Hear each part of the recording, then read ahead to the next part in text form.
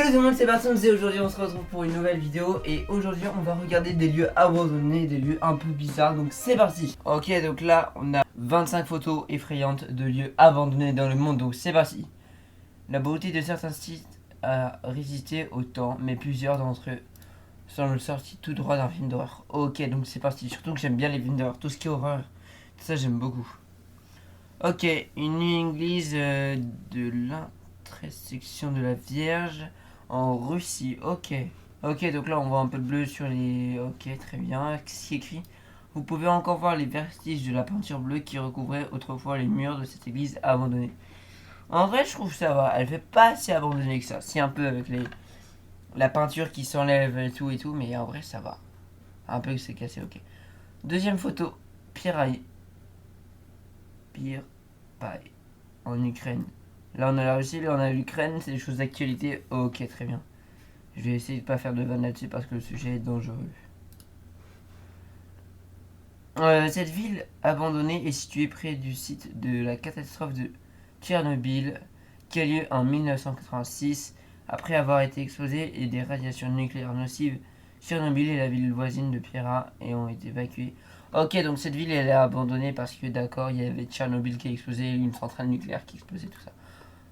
Ok, ensuite, parc d'attractions. Ok, à Piera en Ukraine. Ok, ouais, donc c'est vraiment dans ces alentours-là, il y a plus rien et puis il y a des radiations, donc on peut pas essayer de récupérer les matériaux, de choses comme ça parce il y a encore des choses de radiation. Ouais, c'est ça. Des autotamponneuses abandonnées rouillantes dans un parc d'attractions de Tchernobyl en Ukraine. Le parc n'a jamais ouvert ses portes parce que la catastrophe. Oh le seum. Parce que le parc n'a jamais ouvert car le parc n'a jamais ouvert ses portes parce que la catastrophe nucléaire s'est produite avant son inauguration. Oh le seum. Photo suivante. Ah là on est en Nouvelle-Orléans. Ok, on n'est plus en Ukraine. Donc là, Six Flags de la Nouvelle-Orléans, la Louisiane. Ce parc d'attractions Six Flags a été abandonné après le passage de l'ouragan Katrina en 2005. La tempête, la tempête a causé tellement de dégâts qu'ils n'ont pas pu réouvrir. Maintenant, couvert de graffiti, le parc se désagrège lentement. Ok. Ensuite, église abandonnée en Russie, dans la région de Toula. Il y a un certain nombre d'églises abandonnées dissimulées dans toute la Russie. Celle-ci, dans la région de Toula, est doucement dévorée par la nature qui l'entoure. En vrai, moi je trouve ça stylé quand la nature elle reprend dessus sur les structures et tout ça. Ok, 6. Un aéroport international de Nishwa à Chypre. Avant que les forces turques n'envahissent le pays pour repousser un coup d'état grec, en 1975, en 1974, c'était l'aéroport principal de Chypre. Après l'invasion, il a fermé ses portes et on y trouve maintenant dans la zone de tampon contrôlée par les Nations Unies entre le nord et le pays du sud.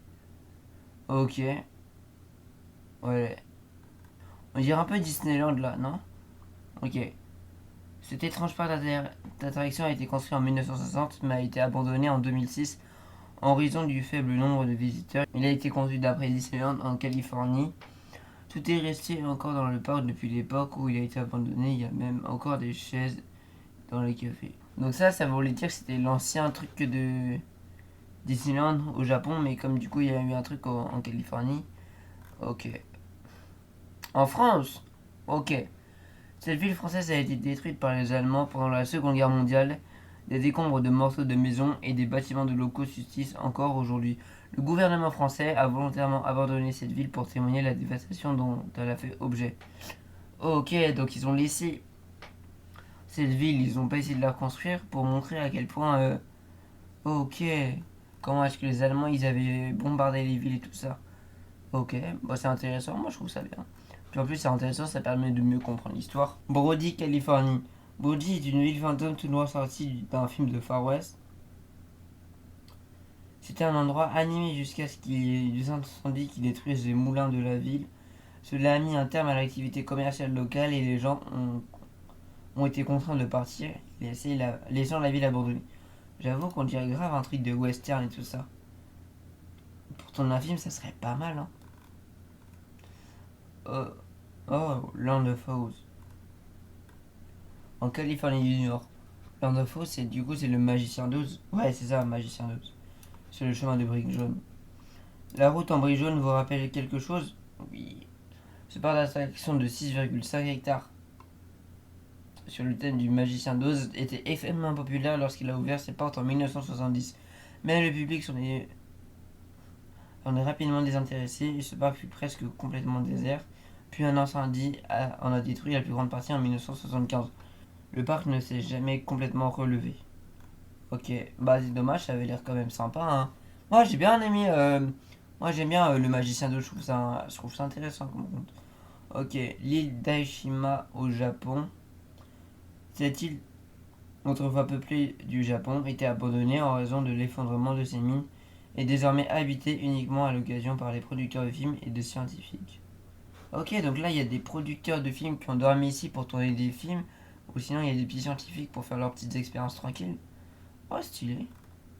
Mais du coup, il y a toujours des risques d'effondrement, non? Ouais, Paris. Non, c'est pas Paris, c'est Chuanwushan en Chine.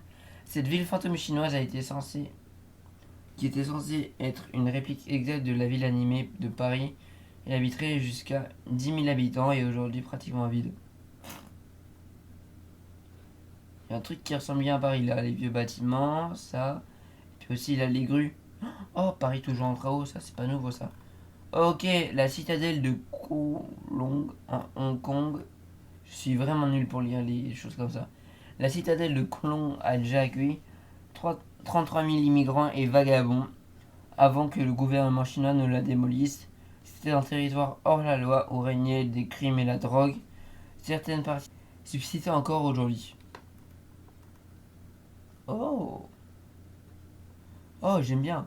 Moi, j'aime bien un peu les ambiances, genre pas très, pas full lumière comme ce que j'ai là, genre.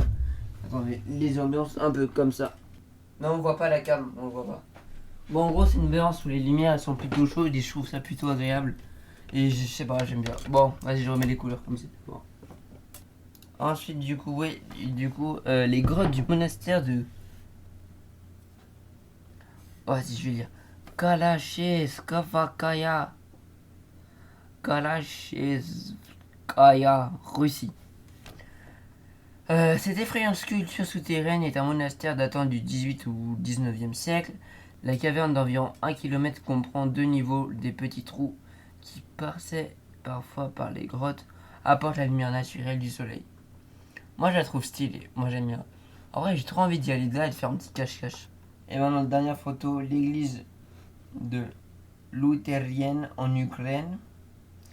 Cette église luthérienne du XXe siècle, autrefois remplie de bancs et de paroisses, est maintenant laissée à l'abandon. On va continuer toujours dans les choses un peu horreurs parce que là, on va regarder 10 lieux abandonnés parmi les plus étranges et les plus effrayants du monde. Donc c'est parti. Pourquoi j'ai des poulets en pub, c'est discount? Ok. Ok, donc c'est parti. Donc là, oh, on dirait vraiment une maison de la maison de Frankenstein. Les hommes d'un hôtel de psychiatre abandonné qui parsemait ses murs délabrés, une église abandonnée remplie de fantômes, l'hôpital militaire abandonné qui a accueilli Hitler. Ces endroits étranges et terrifiants existent réellement et figurent parmi les plus effrayants du monde. J'ai trop envie de passer une nuit là-dedans. En vrai, je sais pas pourquoi. Je suis un mec qui est putain de chelou. À chaque fois qu'il y a un truc bizarre, j'ai envie de y aller. Par exemple, je vois, je sais pas, moi, je scroll et je tombe sur une maison flippante, un manoir abandonné. J'ai trop envie d'y aller, même si c'est horrible. Là, l'île aux poupées, j'ai envie d'y aller. Ok, dans les années 1950, Don Juan Santa décide d'aller vivre en ermite sur une île située au sud du centre de Mexico, au Mexique. Mais arrivé sur son île paradisiaque, Don Julian sentait la présence d'un esprit. Selon les légendes, il s'agissait d'un esprit d'une petite fille qui serait morte noyée dans le canal du bord de l'île, qui borde l'île. Don Julian a commencé à vivre des situations terrifiantes et paranormales sur son île. Il n'y avait aucun doute, cette fillette morte dans le canal qui le hantait. L'homme qui a ensuite décidé d'accrocher un peu partout sur l'île des vieilles poupées abandonnées afin d'assouvir l'esprit de la fillette. Ah ouais, stylé. Je sais pas si on peut y aller. J'ai vraiment trop envie d'y aller. Je sais pas, c'est trop bizarre. J'ai trop envie d'y aller. Ok, la maison hantée de Bridgeport. Il existe une maison hantée à Bridgeport dans le Connecticut qui attire pas autant l'attention que celle d'Amityville. Cependant, en 1964, elle a provoqué une émotion médiatique qui a captivé le pays et personne n'en parle jamais. Hmm. Ah, on a une adresse. Ok, on va voir sur Google si elle existe toujours. Et je vous promets qu'un jour, on ira. Ça va aller dans l'une de mes listes de choses à faire. Alors c'est où? Ok, c'est là.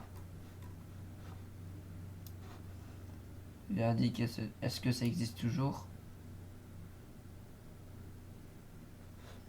L'histoire de la maison hantée, Linde Street, n'est pas très connue, pourtant même les époux Warren étaient impliqués. Ah ouais!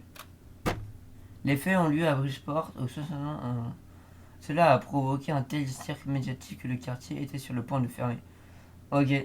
En vrai, je pourrais peut-être me renseigner un peu sur cette histoire de la maison et vous en faire une vidéo creepy history. Ce que j'ai fait avec Bart, là, Dead Bart. On pourra peut-être faire ça. Ok, l'hôpital militaire de Cambridge. On dirait un peu, pour moi, ça me fait un peu penser à la scène dans ça, quand ils doivent choisir les trois portes. Ok, donc cet hôpital abandonné situé à Landshore dans l'hémisphère fut le quartier général de l'armée britannique. Il était utilisé de la guerre des Boers à la première guerre du Golfe en passant par la seconde guerre mondiale. Maintenant cet endroit est totalement délabré, présente une atmosphère d'horreur.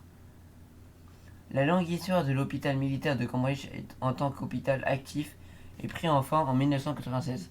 En effet, en raison du coût élevé du fonctionnement de l'ancien bâtiment, de l'émergence d'installations les plus modernes de la région et de la découverte d'amiante dans les murs auxquels l'hôpital a fermé.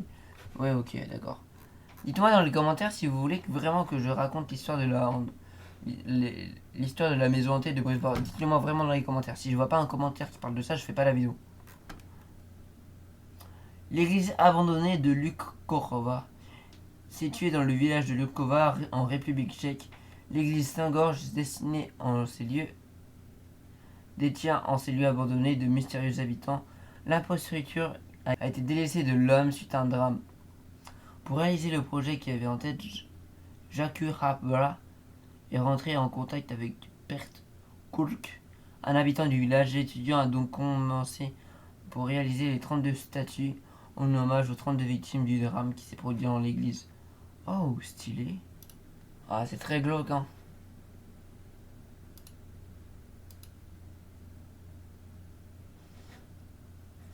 Très très glauque, très bizarre.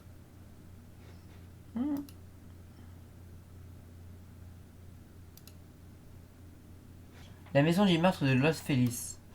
La fameuse maison du meurtre de Los Feliz est un manoir néo-espagnol qui a pendant longtemps l'un des mystères les plus effrayants de Los Angeles.